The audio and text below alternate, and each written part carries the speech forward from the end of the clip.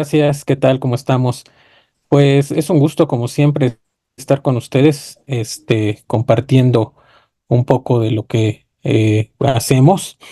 Y bueno, para nosotros me gustaría empezar con algo un poco triste. La anestesia torácica, hay una pérdida el día de hoy, en una anestesióloga torácica, por la cual tendremos que pues pensar que está en un plano diferente y que nos deja toda la enseñanza que nos pudo dejar, compañera y amiga. Y bueno, nosotros estamos aquí y hay que continuar y esto pues va en su nombre, ¿no?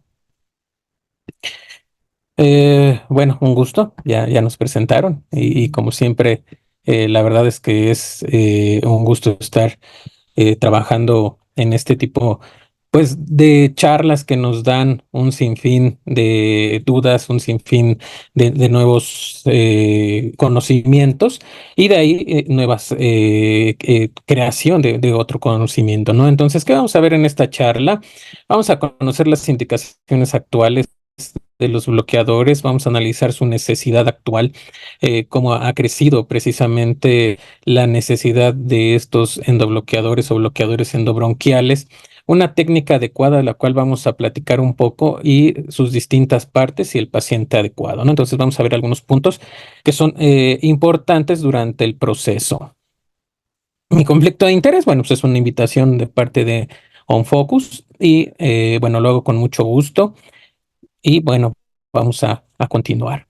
Para hablar de bloqueadores endobronquiales en cirugía torácica o en todos los temas que vamos a ver durante esta breve charla, tenemos que hacer siempre la comparación. ¿Por qué nos gusta comparar? Quién sabe, pero siempre tenemos que comparar con el gol estándar, ¿no? Y actualmente el gol estándar es la sonda de doble luz. Pero la sonda de doble luz, pues nos habla precisamente de un dispositivo con ciertas cualidades y de las cuales vamos a hablar un poquito más, pero la vamos a comparar con los bloqueadores. ¿Qué puede la sonda? ¿Qué no puede la sonda? ¿Qué sí puede el bloqueador? Entonces vamos a ver esta situación y la vamos a ver durante la cirugía torácica, aunque vamos a analizar algunos otros puntos independiente de la cirugía torácica que vamos a ver más adelante. ¿Y por qué usamos una sonda de doble luz o por qué usamos bloqueadores endobronquiales? Bueno, porque requerimos hacer una ventilación selectiva. Necesitamos ya sea colapsar un pulmón o colapsar una parte de ese pulmón o iniciar otro tipo de terapéuticas incluso que vamos a ir viendo.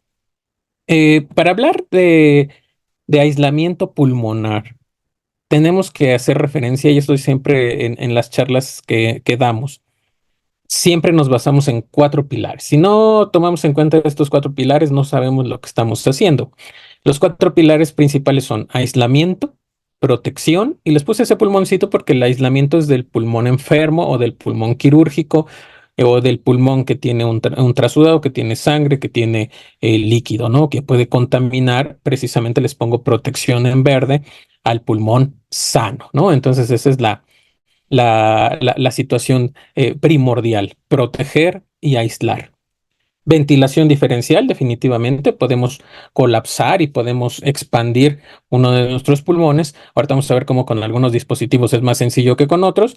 Y otro punto importante por lo cual usamos es la exposición quirúrgica, aunque actualmente podríamos, bueno, yo lo pondría así, como un quinto pilar en donde ya veríamos su utilidad en la terapéutica, no tanto como cuestión quirúrgica, sino también terapéutica. Y ya en otras charlas lo empezaré a poner porque precisamente estos son los cuatro pilares básicos, pero actualmente empieza a retomar nuevos puntos y eso siempre tenemos que ir viendo, todo va evolucionando. Para esto vamos a hacer, hice este en forma de comparación para que lo tengamos un poco más claro.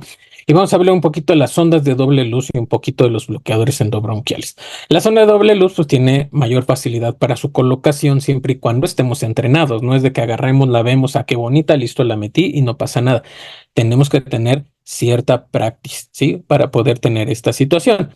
Puede ser colocada con una técnica ciegas, sí, incluso Benumov en sus artículos hablaba de que él ha puesto cientos de sondas de manera ciega, así que él nunca necesitó broncoscopio y contestó España diciendo, ¿sabes qué? Pues sí, pero tú tienes un número triple, ¿no? De pacientes de lo que tenemos nosotros en un hospital, aunque actualmente ya España es una potencia en todo esto de la cirugía torácica y pues tienen ya mayores técnicas, pero actualmente ya no podemos prescindir de la broncoscopía. Una vez que ya tenemos la tecnología a la mano, pues tenemos que empezar a utilizarla ¿para qué? Para seguridad del paciente, no del ego, no de que yo sí la pongo, no, más bien para seguridad del paciente. ¿Posición más rápido? Sí, definitivamente se posiciona con mayor facilidad. Hemos puesto sondas en 5 minutos y colocadas adecuadamente desde hacer la laringoscopía, intubación y el aislamiento, pero tampoco se trata de cargas, ¿no? Más bien es en comparación con los endobloqueadores. Posición permanentemente firme más fácilmente, es decir, volteamos al paciente y se mueven menos que los endobloqueadores. Mayor facilidad para la ventilación diferencial, esto sí es el golpe total a los endobloqueadores, ¿no? Una sonda doble luz no va a permitir colapsar cualquiera de los dos pulmones y ventilar cualquiera de los dos pulmones. Colapso y ventilación intermitente del pulmón, precisamente de la mano. Nuestras ventajas con los bloqueadores.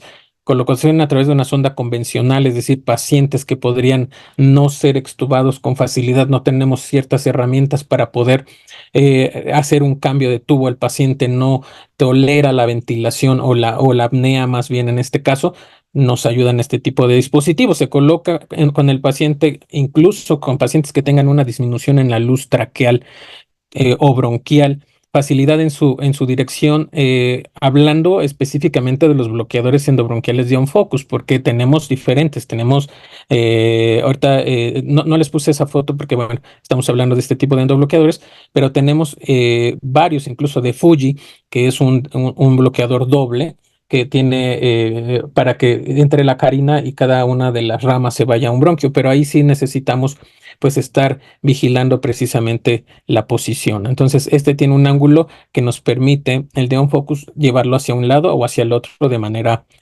pues, fácil, por decirlo de alguna manera, o un poco más sencilla, aunque va a tener como todo. Mientras más pacientes veamos, vamos a encontrarnos con algún paciente que no sea tan sencillo. Y puede ser utilizado en cirugía pediátrica, a diferencia de la sonda de doble luz, en donde ya debe de ser mayor de 40 kilos o mayor de 8 años por el número o por el tamaño de las luces, ¿no? Entonces tenemos que tomar en cuenta este tipo de circunstancias. Y bueno, las ondas características especiales, no le quiso poner desventajas o contraindicaciones, sino más bien características especiales, ¿no? Grupo de edad mayor de 8 a 14 años según la complexión del paciente. En algunos casos es difícil colocarlo, incluso ponerlo, por ejemplo, en el bronquio derecho de manera adecuada o colocarlo en algún paciente que tiene una alteración anatómica del bronquio. Entonces, todo ese tipo de circunstancias pueden pasarnos. La elección del tamaño debe de ser adecuado porque si no podemos lesionar alguna parte de la vía respiratoria o incluso jamás introducir esa sonda en su lugar, ¿no? Las características especiales de los bloqueadores endobronquiales, bueno, se requiere habilidad en el uso del broncoscopio sí o sí. Si nos vamos a entrenar en bloqueadores, nos entrenamos en broncoscopio porque necesitamos tener esas dos herramientas a la mano. ¿Son más difíciles de posicionar? Sí, pero dependiendo de cómo lo vamos a hacer. Necesidad de reposicionamiento en algún momento del intraoperatorio. Puede existir esta necesidad. Y el acceso de la vía aérea difícil pudiera llegar a imponernos en el uso, pero bueno, casi siempre es como realmente no es como una contraindicación como tal, por eso les decía que no quería ponerle desventajas, ¿no? Y paciente que ingresa intubados del área quirúrgica, llegan intubados, no se quiere extubar porque nos costó mucho, porque viene con una situación especial, se usa ese mismo tubo, sale con ese mismo tubo y es una de sus ventajas. Entonces, de aquí viene esta premisa. Algunos procedimientos quirúrgicos torácicos, la inserción del tubo de doble luz o sonda de doble luz no es factible. O no va a ser suficiente o no se justifica durante la cirugía. Entonces tendremos ahora ya que hablar precisamente de los bloqueadores. Alguna vez di esta clase y puse este caso. Tenemos una paciente de 65 años, ingresa a una resección del lóbulo inferior derecho por un tumor intraluminal benigno. Usted cuenta con una sonda de doble luz 41 derecha. Entonces, en primera, pues ya tenemos un tumor que está dentro del bronquio, entonces no vamos a meterle una sonda con la cual pudiéramos lesionar ese tumor, incluso si lo hiciéramos sangrar, ¿no? Entonces ya desde ahí estamos teniendo un foco rojo, ¿no? Y si se dan cuenta, tiene 65 años, mide unos 55 y la sonda de doble luz es 41, es dentro de nuestras sondas más grandes. Ahí es donde tenemos que empezar a pensar. Entonces, ¿qué van a decidir ustedes? Piénsenlo, al ratito me lo dicen, colocación con técnicas ciegas con sonda de doble luz, colocación mixta apoyada con videobroncoscopía, sonda de doble luz, pero acuérdense que solo tienen 1,41, ¿eh? Colocación de sonda de doble luz y bloqueador intraluminal, colocación convencional y un bloqueador con técnicas ciegas o colocación de sonda convencional y colocación de bloqueador con apoyo de videobroncoscopia, ¿no? Entonces tenemos esas situaciones. Hablar de bloqueadores endobronquiales, bueno, esto se describe desde los 70, ¿no? Estos bloqueadores ya vienen siendo más viejos que yo, definitivamente. Entonces, usos en cirugía torácica y hemoptisis es lo más frecuente, pero toma relevancia actual en pediatría. Por lo menos en México, el uso de bloqueadores es mínimo, pero está tomando camino. Esta parte de la fisiología es importante porque tenemos que entender que el colapso pulmonar a veces nos desesperamos cuando iniciamos cirugía torácica, cuando estamos iniciando en este tipo de procedimientos, a veces nos estresa que nos digan, ese pulmón sigue inflado, no está colapsado. Tenemos que tomar en cuenta que para eso también hay tiempo, ¿no? Entonces aquí vamos a ver más o menos cuánto tiempo tarda. Vamos a ver cómo la deflación pulmonar va a tener un pico rápido que se da en un minuto, pero posteriormente va a tardar más o menos 10 minutos en que se colapse totalmente. Esto es importante porque si tenemos la posibilidad de aspirar ese pulmón, bueno, vamos a intentar colapsarlo de esa manera. Pero si no, tenemos que tener esa paciencia, ese tiempo, que es el tiempo en lo que lavan al paciente, vistan al paciente, y en ese lapso tiene que colapsarse. Sí, eso es algo importante. Por eso tenemos que evaluar, aunque hay técnicas que dicen que tenemos que dejar el pulmón ventilado hasta el último momento en que abren el tórax para que toda la cuestión de hipoxia no dañe a ese paciente y tenga una reserva de oxígeno durante el proceso y la lesión pulmonar sea menor, también tenemos que tomar en cuenta que si lo colapsamos en el momento de que están iniciando la cirugía, vamos a tener un pulmón elevado, ¿no? Entonces también tenemos que tomar en cuenta esta situación. Entonces tenemos una fase rápida de colapso o fase uno, luego viene una lenta, ¿sí? O fase 2 y al final, o esto está dado precisamente porque va colapsando todas las vías pequeñas hasta que llegan al colapso total. Entonces tenemos que tomar en cuenta eso y es precisamente por reabsorción. Entonces tengamos en cuenta esto nada más como parte de la fisiología de cuando estamos usando esto, ¿no? Y volvemos a hacer esta comparativa, ¿no? Una videosonda de doble luz, bueno, tiene ciertas ventajas, como que solo se requiere un anestesiólogo, cumple los cuatro objetivos del aislamiento pulmonar, tiene en promedio una colocación de 2 a 5 minutos, tiene una visión continua de la colocación en este tipo de sondas con video. Vamos a estar observando en tiempo real todo el tiempo que esté la sonda colocada en su lugar y tienen la facilidad, porque ya vienen también con sondas específicas, de aspirar el pulmón que va a ser operado, ¿no? Entonces tenemos estas circunstancias. Y, por ejemplo, este es donde estamos observando en tiempo real en una cirugía, precisamente que está en su lugar y que no está obstruyendo ni está afuera del lugar donde debemos estar. Entonces, eso es un punto importante que tenemos que tomar en cuenta. Pero bueno, entonces, ¿por qué queremos aislar o por qué queremos poner este endobloqueador? Si analizamos, basándonos en los pilares que ya comentamos, el aislamiento va a ser moderado, la protección va a ser moderada y la exposición quirúrgica va de moderada a muy buena. Entonces tenemos que ver esta situación. Esto ahorita les voy a explicar por qué lo puse así. Si se mueve más fácil del lugar, sí, y es su uso inexcusable de videobroncoscopio también. Si lo ponemos en esta balanza, podríamos decir, pues entonces ya mejor no hablamos de los bloqueadores y vámonos a nuestra casa, se acabó la clase, ¿no? Pero no, ese no es el punto, ¿sí? Tenemos que ver cuáles son sus ventajas y cuáles son las cosas que nos van a ayudar. Veamos. estas virtudes.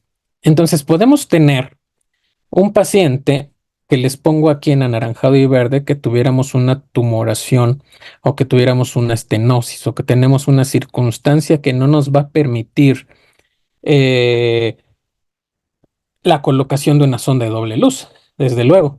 Y podemos pensar que este lóbulo inferior va a ser operado, va a ser resecado.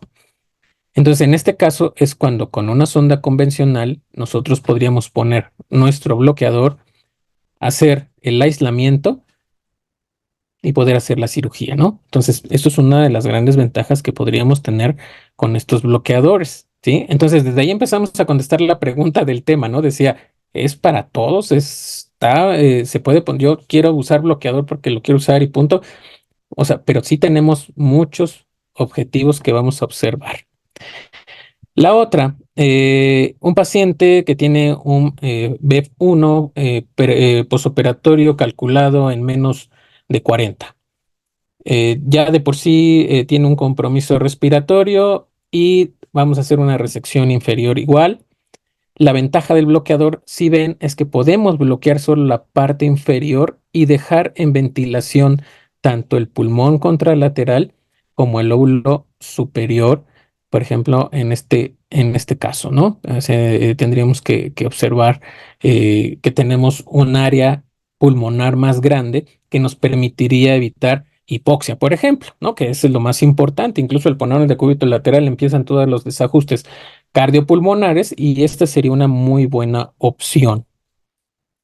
Entonces van viendo cuáles serían los casos, ¿no? Adecuados en donde podríamos ver y obviamente y total, en el niño no podemos poner una sonda de doble luz y pues sí necesitamos un dispositivo que nos aísle tanto bronquial como pulmonar. Pacientes graves que no toleran movilización del tubo orotraqueal, es lo que veníamos diciendo al inicio, es otra de las características. Ahora, no nos vamos a quedar solo con anestesia. Actualmente en neumología, urgencias, ¿sí? Puede llegar con un sangrado, un trauma torácico o una tuberculosis, ya viene con una hemoptisis. Mientras no sea una hemoptisis masiva, bilateral, pues ahí sí no podríamos hacer incluso ni con la sonda de doble luz ni con otra situación, más que otro tipo de terapéuticas. Pero en lo que vamos iniciando, si se está poniendo en peligro el paciente, en este caso tiene una hemoptisis inferior unilateral, pues bueno, podríamos incluso tener, y tenemos la capacidad de tener un broncoscopio, tenemos la capacidad de tener un bloqueador, pues podemos precisamente colapsar esa parte para que haga hemostasia y podamos seguir ventilando al paciente y esa zona mejore en lo que llamamos a un experto, ¿no? Porque estas son situaciones de rescate también. Ahorita van a ver cómo de alguna manera no es tan difícil colocarlo, entonces precisamente por eso me atrevo a decir que podemos hacer una cuestión de rescate, ¿no? Entonces nada más lo vemos más adelante. En este caso, aquí el riesgo, este caso que les estoy presentando es un niño, eh, le van a tomar biopsias o criobiopsias. Uno de los situaciones que se nos puede presentar es un sangrado activo en el momento en que se están tomando esas biopsias. Lo que hace el broncoscopista es, ahorita les paso el dibujito, pero vamos a imaginarlo. Lo vamos a tomar la biopsia en esta zona y el área pulmonar inferior está aquí. Se pasa el bloqueador bronquial o un globo y se queda aquí abajo para que si llega a sangrar, se pueda poner ese globo y hacer la compresión sobre esa zona. Entonces, si se están dando cuenta, aquí están poniendo precisamente un bloqueador y el uso del broncoscopio para ver su adecuada colocación. Y aquí ya podemos observar cómo incluso acá hay un poquito de sangre y en esta parte está precisamente la parte del bloqueador, el globo está por abajo. Entonces, si llegara a sangrar de manera importante, se sube, se infla y entonces nos ayuda a hacer como un tapón, ¿no? Entonces, si se van dando cuenta, ya no solo es cirugía torácica, también es neumología, también es broncoscopía intervencionista, que nos va a ir ayudando precisamente a que puedan trabajar y tener la facilidad de poder poner ese globo, poder incluso poner ácido tranexámico, que sí se puso, de manera local. Y así ya no se va, sino se queda dentro de la zona, ¿no? Entonces son técnicas que se están analizando actualmente, que se están haciendo actualmente para una mejora en el paciente, ¿no? Entonces, estas son otras circunstancias que la sonda de doble luz definitivamente no sería lo ideal. Intubación difícil, inserción difícil, un ángulo grande. Vean este estudio en donde vemos precisamente el ángulo del bronquio izquierdo demasiado elevado. Ahí jamás va a entrar una sonda de doble luz izquierda, jamás va a entrar, ¿no? Entonces, esas son las cosas en las que nos podemos enfrentar y que cambian nuestro panorama de manejo. Y por ejemplo, en este caso, es bien importante conocer la anatomía, porque si se dan cuenta aquí, en esta flechita, el bronquio derecho superior nace exactamente a nivel de la carina. Es decir, si yo pongo una sonda derecha, yo requiero poner una sonda derecha para colapsarlo, jamás lo voy a poder hacer. Sí, o sea, va a ser imposible poner el agujero. La diferencia de la sonda de doble luz derecha no es el tema, pero lo explico rápido, es que tiene el agujero para el lóbulo superior. Y si no queda bien, es como si pusiéramos un tubo convencional y no tiene una función adecuada. O sea, nos va a servir, pero el objetivo es que se pueda colapsar también el lóbulo superior o que se pueda inflar posterior a la revisión, la biopsia, etcétera, ¿no? Entonces, esto es importante porque aquí sí sería un poco más complicado realmente hacerlo a través de una sonda de doble luz, si se ven, por la anatomía que tiene este paciente. Aquí el lóbulo principal izquierdo, aquí está el derecho, y vean ahí el lóbulo superior, o sea, está a nivel de la carina nace. No es que sea previo a la carina, sino está naciendo más o menos al mismo tiempo. Pacientes con traqueostomía es una de las opciones que podemos usar para una cirugía igual de tórax y que podemos aislar precisamente alguno de los bronquios principales. Entonces son de las circunstancias en las que nos podemos ver. Entonces, ¿qué otras ventajas adicionales para recordar? Introducción a través de tubos convencionales o de una sola luz, menor atrapamiento aéreo, sí, porque son tubos más grandes, sin necesidad de cambiar el tubo al final de la cirugía en los pacientes intubados o pacientes graves, es una de las ventajas y permite el aislamiento, ya vieron, lobar y segmentario. Es decir, hace rato que vimos cómo estaban tomando las criobiopsias, estábamos a niveles más abajo, no estábamos en los principales, estábamos en los secundarios. Entonces, esa es una de las ventajas o de las cosas que nos podemos encontrar con los endobloqueadores. Aquí se le puse desventajas. Bueno, el aislamiento no es tan efectivo, tiende a acomodarse más o a desacomodarse más, aunque fíjense que cuando fui a España, precisamente a pues empaparnos un poquito más sobre esto de los bloqueadores, eh, tuvimos dos, tres cirugías con bloqueadores endobronquiales y pues una de las grandes ventajas que observé es que en realidad no se mueven tanto. Pero eso sí, tenemos que estar verificando de manera continua con broncoscopía la imagen para ver que no se nos movilice durante la colocación del paciente o incluso en las maniobras. Y obviamente pues tienen que ser pacientes bien escogidos, biopsias pleurales, biopsias pulmonares, porque un lavado de corticación pues definitivamente no sería lo adecuado para usar un bloqueador, ¿no? Pero bueno, pudimos observar este tipo de situaciones y pues son muy importantes dentro de las técnicas que vemos en anestesia torácica. Les presento precisamente el bloqueador. Vamos a analizarlo un poquito bien en esta caja.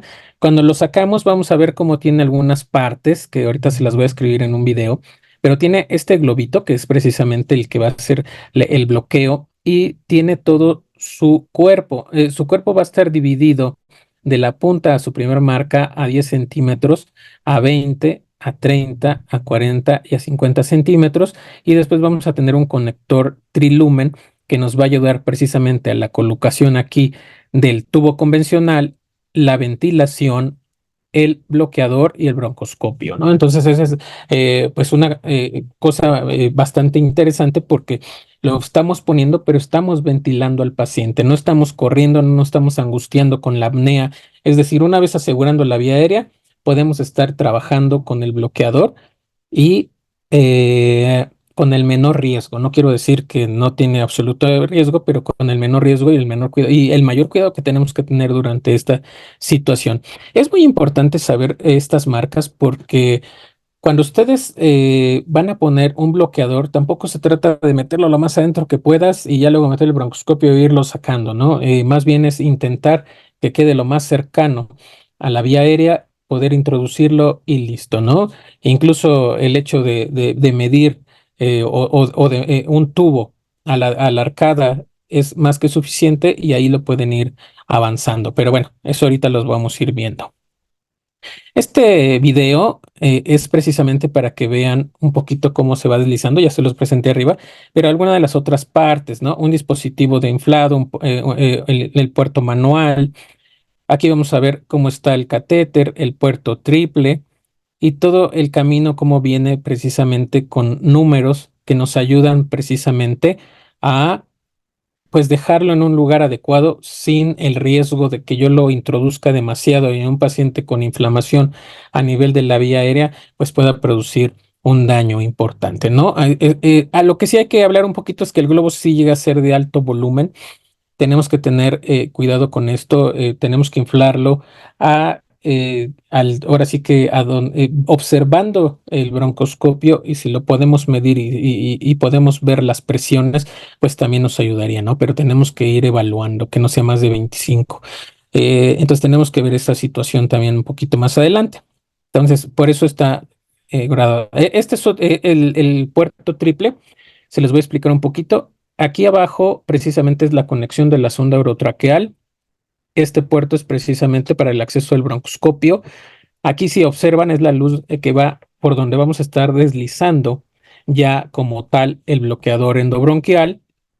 Y en esta parte es para la ventilación. Entonces, mientras estamos trabajando en la colocación, estamos ventilando al paciente. Es una de las cosas bastante importantes. Lo que me gusta mucho de este bloqueador es que tenemos también un autollenado del globo. Es decir, antes de que pase el paciente, podemos usar esta parte que estamos con amarillo y el balón de prellenado lo llenamos y con la válvula que tenemos en esta parte, esta de azul, podemos apretarlo y se va a ir llenando nuestro globo, ¿no? Si estamos solo con dos manos, pues con eso podemos hacerlo de manera para no estar moviéndonos y agarrando la jeringa, ¿no? Es una de las grandes ventajas.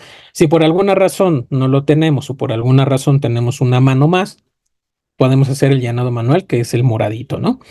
Y por último, este de arriba es el que nos ayuda a aspirar o hacer que se colapse un poquito más o incluso llegar a poner un poco de oxígeno a través de él para que nos ayude a disminuir los cortocircuitos que se llegan a presentar en la cirugía torácica. Esas serían las partes precisamente. Este video se los pongo, me lo encontré y no es por criticar ni mucho menos, más bien aprendemos de todos nuestros errores. Yo también hemos visto algunos videos en donde entran las ondas y el globo está un poco inflado, etcétera, ¿no? Pero si se dan cuenta, nada más para verlo rápidamente, pues sí se fue un poquito lejos, por eso les digo, hay que tomar en cuenta que están graduados para medir al paciente, porque si se dan cuenta, va saliendo, va saliendo, va saliendo hasta donde nos fuimos, no sé, hasta que sale. Entonces tenemos que tomar en cuenta eso, ¿no? Acuérdense, hay que cuidar mucho la cuestión del paciente. Lo que nos da el video es que vemos cómo de manera fácil podemos accesar a cualquiera de los dos. Otra de las cosas que podemos observar en los bloqueadores o que tenemos que tomar en cuenta es que algo que sí tenemos que tomar mucho en cuenta y más en los niños. En el adulto vamos a ver que es más sencillo, pero en los niños, mientras más pequeños, podemos tener problemas. El bloqueador de un focus tenemos 5, 7 y 9, pero en algunas otras marcas llegamos a tener 3. Entonces, aquí tenemos que conocer precisamente más o menos cuántos los milímetros del balón versus el bronquio. Y si se llega a pasar al momento del inflado, ahí sí es importante y cobra relevancia porque nos puede producir lesión dentro del bronquio, ¿no? Entonces tenemos que tener esa situación de manera importante. Hice un pequeño cuadrito ¿no? Para que lo veamos de manera rápido, es como un checklist rápido, ¿no? Si yo tengo un bloqueador 5 más o menos yo voy a usar una sonda 5 o 6 y el llenado de mi globo inicial puede ser de 2 mililitros, pero tenemos que ir, como les decía, viendo que se selle, que no tengamos fugas y si podemos medir la presión, mejor. Y el broncoscopio que necesitamos por lo menos debe ser un 2.8. Cuando usamos un bloqueador 7, 6, 5 o 7, 6 mililitros y el broncoscopio 3.6 por lo menos. Ya cuando usamos un 9, que es precisamente para adultos, de 8,5, 8 mililitros y un 4,2. Entonces tenemos que tener especificaciones porque, o más bien tenemos, no podemos tener un broncoscopio grande con un tubo pequeño y con un, porque o sea, no es tenerlo, sino saber cuál necesitamos y cuál nos sirve, ¿no? Entonces esto es importante y podemos tomarlo en cuenta.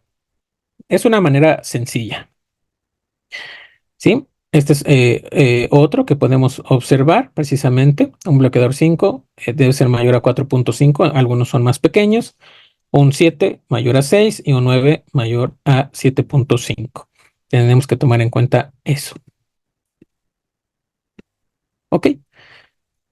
Pero imagínense que si tomamos en cuenta lo anterior y yo tengo una sonda 7 y un bloqueador 9, o tengo un bloqueador 9 y tengo una sonda 6 y es lo único que tengo por alguna razón en el universo, pues ya con eso digo, bueno, me retiro. No, no. Tenemos algunas técnicas, ¿no? Entonces tenemos dos técnicas. Vamos a empezar con la técnica coaxial de colocación. Eh, Vamos a ir observando en este video cómo primero vamos a hacer la videolaringoscopía. Vamos a ir viendo el video y vamos a ir viendo una pequeña lista. Después de eso, vamos a hacer la inserción de la sonda de una luz.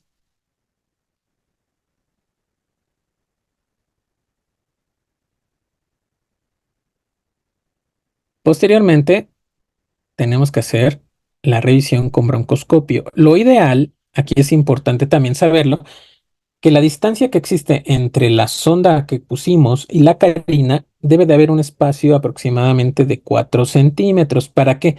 Para que tengamos movilidad tanto con el bloqueador como con el broncoscopio y no tengamos una obstrucción de la vía aérea o nos perdamos incluso dentro de la vía aérea, ¿no? Y en los niños a veces con 1 centímetro, 2 centímetros, dependiendo de la edad, es suficiente, pero sí tenemos que tener una distancia. Una vez que ya tenemos esa distancia, tenemos que colocar el tripuerto que ya vimos. Ahorita vamos a verlo. ¿Sí? Siempre hacemos la verificación y de esta manera podemos ver que de la carina al tubo es más o menos la distancia y con eso también de esa manera podemos verlo. Ya estamos ahí viendo esa parte en donde sí está bien intubado, que no teníamos duda, pero siempre hay que corroborarlo. Y tenemos el tripuerto.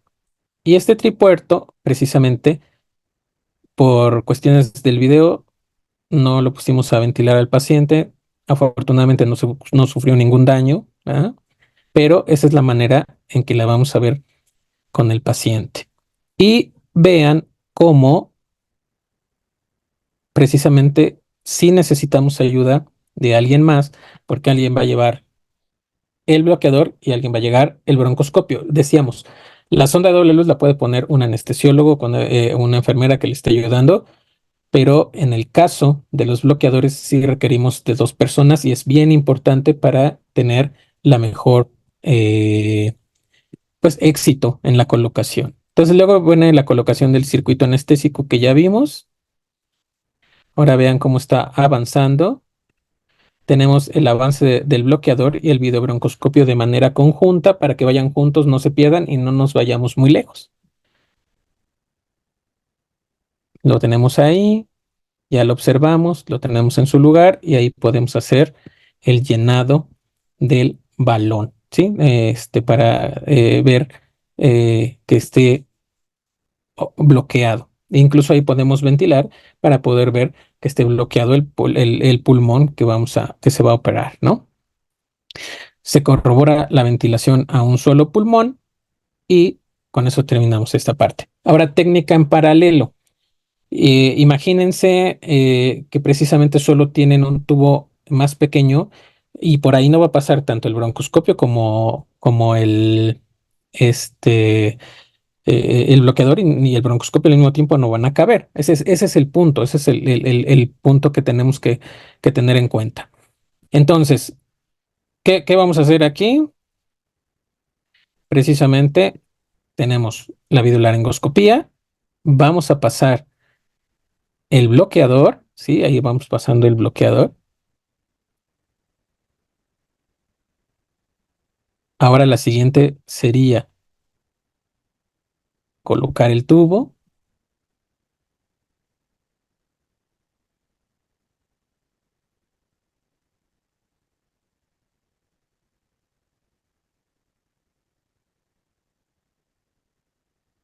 la inserción de la sonda convencional.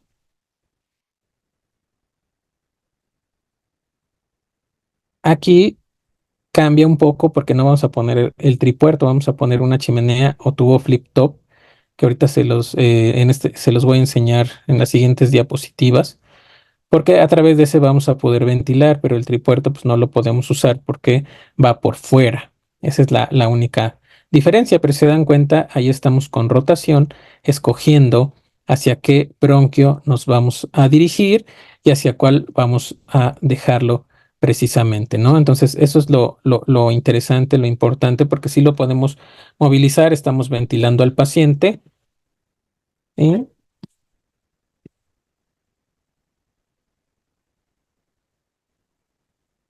vean cómo va quedando en su lugar.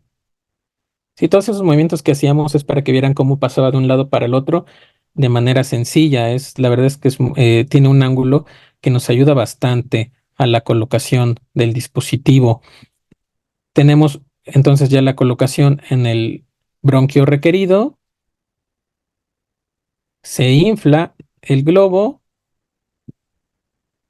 corroboración de la ventilación que esté unipulmonar y se retira el videobroncoscopio. Dejamos ventilando al paciente. Obviamente, pues queda con el tripuerto a un lado, ¿no? Entonces tenemos que tener esa situación. ¿Qué pasa una vez que ya tenemos bien ya colocado adecuadamente, ya lo corroboramos? Que el paciente lo vamos a poner en decúbito lateral y una vez en decúbito lateral tenemos que volver a hacer la vigilancia con broncoscopía. Ahí podemos ver cómo solo se está ventilando uno en el video y entonces esa es una de las ventajas o de las técnicas que podemos tener. Ya tenemos de dos maneras que pueden ustedes utilizar en alguno de los momentos, ¿no? Entonces es una parte importante. Y pueden hacer talla en centímetros por punto 1 más 12,5 en el adulto para ver más o menos a qué distancia la pueden poner sin lesionar alguna parte de la vía respiratoria. Esta es una técnica en paralelo 2, ¿sí? En donde ponemos una bilaringoscopía, inserción de la sonda convencional primero. Aquí lo único que cambiamos es que antes de meter el bloqueador, un paciente que nos aguanta poco la ventilación, preferimos intubar al paciente y después van a observar cómo vamos a pasar el bloqueador a través de la sonda. Ahí ya pasa, ¿sí? Se vuelve a poner la chimenea o, o flip top, colocación del circuito, inserción del broncoscopio, que ahí es lo que vamos a hacer,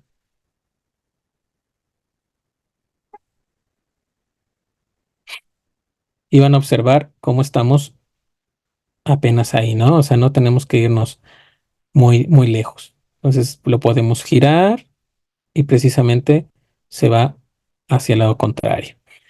Entonces colocamos el bloqueador al bronquio requerido, lo volvemos a insuflar con el volumen que le toca a cada uno de los bloqueadores, corroboramos igual la ventilación, ya una vez corroborada, retiramos el videobroncoscopio. Este es el codito que les digo, ¿no? Es una chimenea o codo de broncoscopía, en donde podemos estar ya conectados en el tubo convencional, en la ventilación en esta parte y por arriba el broncoscopio. Mientras por este lado externo está el bloqueador, ¿no?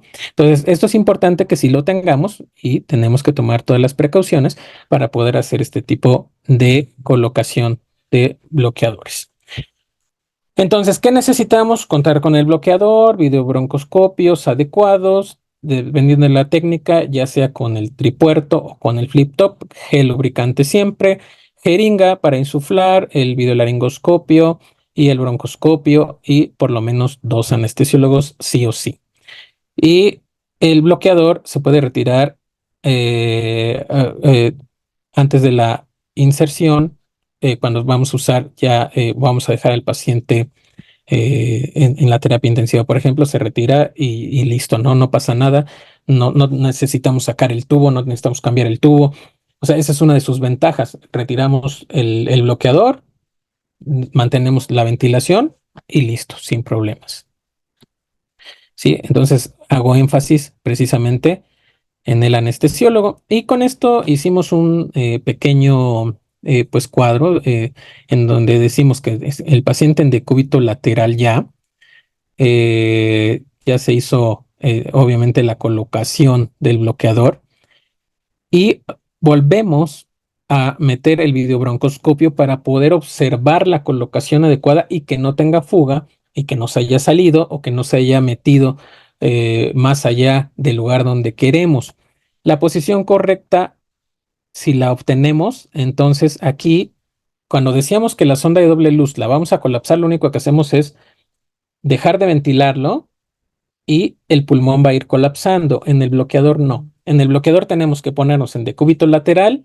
Vamos a poner a observar precisamente con el broncoscopio, desinflamos el globo y ventilamos al paciente ambos pulmones con FIO 2 al 1 por 1 minuto. Desconectamos el circuito anestésico completamente por 1 minuto, es decir, dejamos que los dos pulmones se colapsen. Volvemos a insertar el broncoscopio o lo dejamos ahí en todo momento. Revisamos que la posición del bloqueador endobronquial. Volvemos a inflar el globo y en ese momento conectamos el circuito y empezamos la ventilación. Esa es una forma de técnica de desconexión-conexión para el colapso pulmonar con bloqueadores. ¿Sí? Entonces, eso es importante. Si la posición no es correcta, bueno, pues la acomodamos hasta que logremos ponerla de manera adecuada y hacemos todo lo demás. Entonces, eso es muy importante.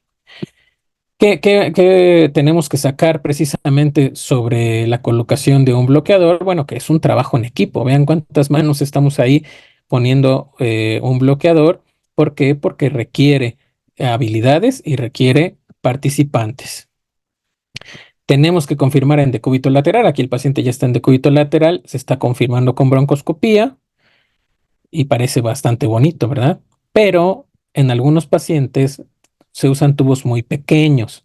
Estos tubos pequeños, lo que hemos visto, por ejemplo, tienen un 4, hay que cambiar la parte superior por el del 5 para que tengamos un poquito más de espacio. Se puede hacer porque si observamos, mientras más pequeño, más colapso o menos espacio de trabajo vamos a tener durante la colocación de los dispositivos. Entonces, tenemos que observar que en un 4 podemos poner un 5 sin problema, el puro conector, y nos ayudaría a mejorar si solo tenemos un tubo 4, por ejemplo. Es decir, porque mientras más pequeñas las ondas, hacen las conexiones más en cono. Entonces, si ponemos uno más grande, pues tenemos mayor espacio. Esa sería una opción, y si no, la técnica coaxial, ¿no? Tenemos que observar. Entonces volvemos a recordar un poquito esta parte, ¿sí? Que no se nos olvide tener bien en la mente. Algunas ventajas extras, bueno, tenemos menor impacto en la hemodinamia, una PaO2 y presiones de las vías respiratorias menores, las presiones de las vías respiratorias y mejor PaO2 porque tenemos mayor área de ventilación con tubos un poquito más grandes. Menor incidencia de complicaciones posoperatorias en el sentido de ronquera posoperatoria o atrapamiento de ciertas secreciones, pero dentro de sus desventajas, pues sí, es que no podemos aspirar de manera continua el área quirúrgica. ¿Qué requerimos? Pues precisamente estar siempre haciendo pues capacitación. Aquí estamos en un curso precisamente y todas están participando y todas están aprendiendo, van pasando una por una cada uno de los roles y es muy importante precisamente estar actualizando esta parte y observando. La competencia de anatomía broncoscópica para poder poner un bloqueador la necesitamos y este es un poquito más rápido, en realidad es lo que vamos a estar observando siempre. que una vez que llegamos tenemos que diferenciar la carina que vemos en el centro, el bronquio izquierdo, el bronquio derecho, ¿sí? Tenemos que ver que el pulmón derecho tiene tres bronquios, superior, medio, inferior, y el izquierdo superior e inferior. Cosa importante que cuando lo vemos al paciente de esta manera, el derecho, siempre que entremos, se va a ver la luz, más o menos, si tomamos en cuenta un reloj, como a las 4 del reloj, ahí es donde nace el derecho superior. Y ya hacia abajo está el medio e inferior. Esta es la vista que tenemos que ver siempre para ver que estamos en el derecho superior, que es la imagen del Mercedes-Benz, ¿sí? Más o menos de esta manera, ¿no? Tenemos esas tres imágenes para poder saber que estamos en el superior derecho. Y si ustedes ven cómo esta carretera un poco más grande es precisamente porque es el bronquio izquierdo. El bronquio izquierdo es un poco más largo y esa es una de las ventajas o por las que se ponen más ondas de doble luz izquierdas.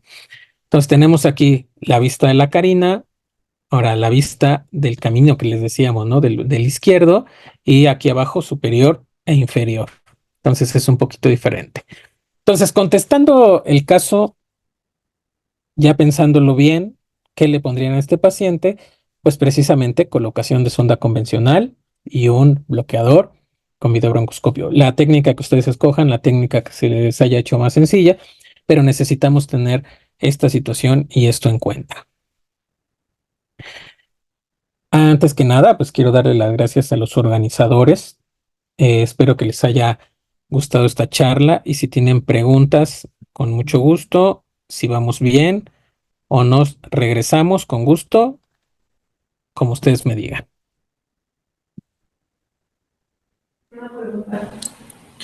Doctor, nuevamente buenas noches. Agradecerle nuevamente, la verdad estuvo bastante clara su presentación. Creo que por ahí alguien tuvo una duda. Déjeme se la leo. Dice buenas noches. ¿Qué porcentaje tiene el bloqueador en desubicarse en relación al tubo doble luz? Gracias. La pregunta nos la hace el doctor Andrade Javier. Un saludo. Sí, claro. Si tomamos en cuenta que una sonda de doble luz derecha se mueve hasta un 70% al momento de poner un decúbito lateral, algo que me llamó la atención es que si el bloqueador está correctamente en su lugar, es poco probable que se mueva, pero siempre y cuando volvemos a lo mismo, ¿no? Tengamos la eh, esa necesidad de estar observándolo en todo momento. Si se mueven, son más fáciles que se muevan. Actualmente en México no existe un porcentaje basado en estadística, pero lo que estuve observando tanto en mi visita a España como la bibliografía, como los que hemos puesto, pues podríamos decir que menos del 50% sí, pero tenemos sí que estarlo vigilando. O sea, el problema no es que se mueva, sino el problema es que no nos demos cuenta. Por eso les decía, un bloqueador en un cirugía de lavado y decorticación o que tiene pus no está indicado. Esa sería una de sus contraindicaciones reales. ¿Por qué?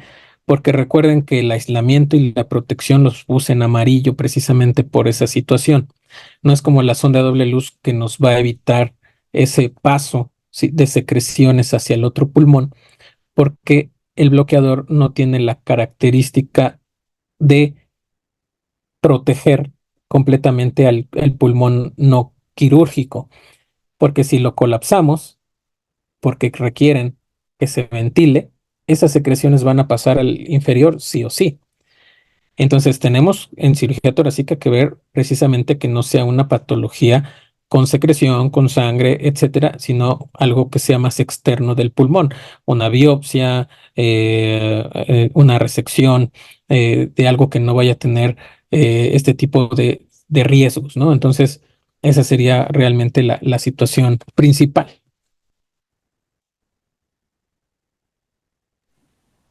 Muchas gracias por la respuesta, doctor. Doctores participantes, los invito a que no se queden con la duda. Si por ahí tienen algo que preguntar, con toda confianza, es el momento.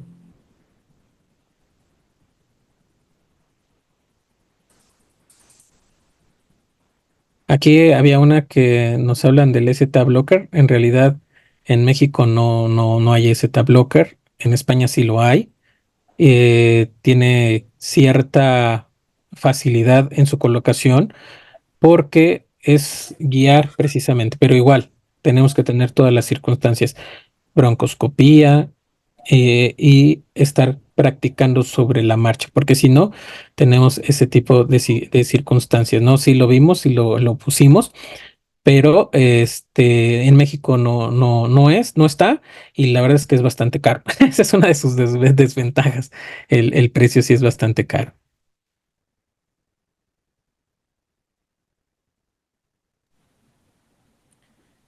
¿Alguien más, doctores, que quiera aportar algo o preguntar algo antes de despedirnos? Si no, de todos modos, les dejé ahí mis datos o los datos de OnFocus, y con confianza ellos me lo hacen llegar. En algún momento las dudas salen y dicen, hubiera preguntado esto, pero con gusto estamos, ya sea a través de ellos, a través de los datos que dejamos, con gusto estamos. Claro que sí, doctor. Bueno, dos cositas antes para despedirme. La primera es, me gustaría darle un fuerte aplauso al doctor. Muy Gracias. buena su presentación. Y la segunda es comentarles que en el mes de mayo ya tendremos a la venta a través de nuestros distribuidores autorizados nuestro endobloqueador, que tendrá por nombre Block Insight.